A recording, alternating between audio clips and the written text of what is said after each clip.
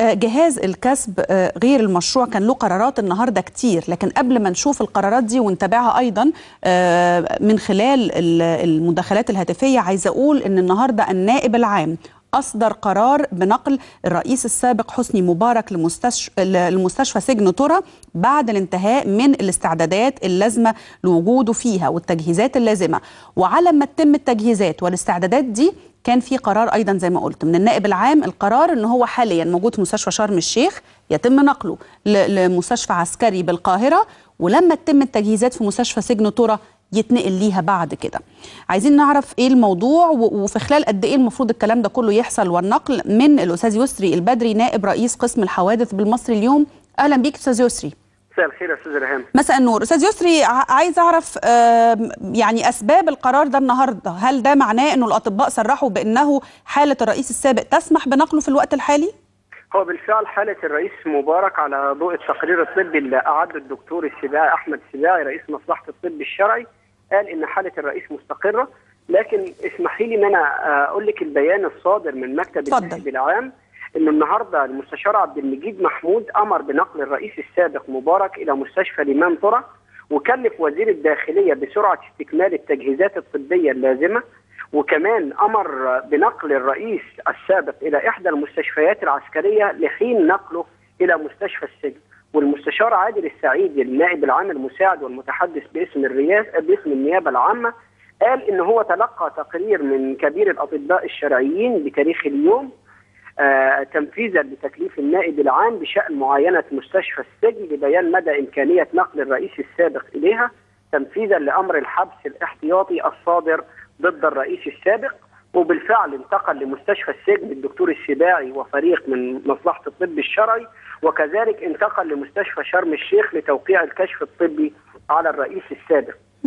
تقرير الدكتور السباعي قال ان مستشفى سجن الامام ترى ما زالت تحت الانشاء، وهي عباره عن غرف خاليه غير مجهزه، وانه بعض الاجهزه الطبيه الخاصه بالمستشفى ما زالت في صناديقها ولم يتم تركيبها او تشغيلها، وانها بتحتاج لمده زمنيه تصل الى اكثر من شهر لتركيبها وتركيب اجهزه المستشفى، خاصه غرفه الرعايه المركزه. كمان تقرير الطب الشرعي، تقرير كبير الاطباء الشرعيين افاد انه بانتقاله لمستشفى السجن ترى اثبت امكانيه نقل الرئيس السابق للمستشفى، وتبين انه هذه المستشفى تستقبل حالات الرعايه بشرط استكمال تجهيزات بعض الادوات الطبيه اللي موجوده فيها.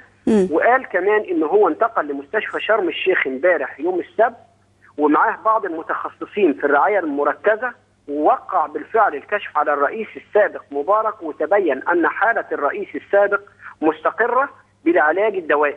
طيب أنا عايز أعرف معلش أستاذ يسري، هل هي يعني حالة مبارك هل هي في الوقت الحالي تحتاج لغرفة رعاية مركزة إن هي تكون موجودة تحت العناية المركزة، ولا ده احترازيا يعني أنه يجب أن يكون هناك رعاية مركزة في حالة إذا احتاج لها في وقت من الأوقات؟ والله هو تقرير الطب الشرعي النهارده أو تقرير كبير الأطباء الشرعيين واللجنة أفاد أن حالته مستقرة بالعلاج الدوائي.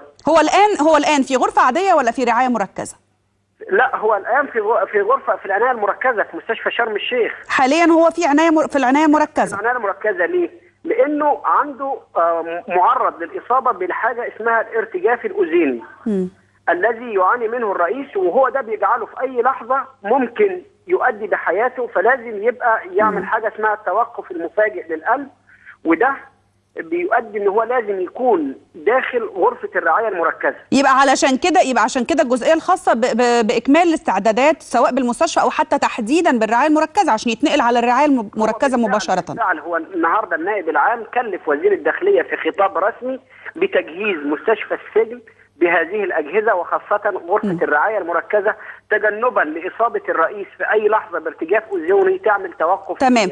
هو المفروض امتى يتم نقله بقى للمستشفى العسكري في القاهره؟ وهل هي مستشفى القوات المسلحه في طريق الاسماعيليه ولا اي مستشفى تحديدا؟ والله بيان النائب العام لغايه هذه اللحظه يا استاذ ريهام لم يحدد اي مستشفى او يسمي مستشفى بعينها، لكن المتابع للاحداث هم واحده من اثنين، يا اما المركز الطبي العالمي في طريق مصر اسكندريه او المستشفى العسكري بكوبري القبه، وان كان الاحتمال الاخير ده مستبعد شويه، فنبقى قدامنا ان هو هيروح المركز كويس. المفروض ده يحصل امتى؟ والله هو تنفيذا لقرار النائب العام المفروض ان هو من بكره الصبح ينفذ هذا القرار. تنفيذا لقرار النائب العام اليوم وقرار سابق ان هو اذا حالته مستقره الرئيس السابق، والنائب العام هو قال ان احنا محبوس احتياطي لمده 15 يوم وتم تجديد الحبس الاحتياطي ليه لمده 15 يوم اخرى، اذا امام تنفيذ قرار النائب العام خلال ساعات. تمام، انا بشكرك جدا الاستاذ يسري البدري، ولكن لا خليك معانا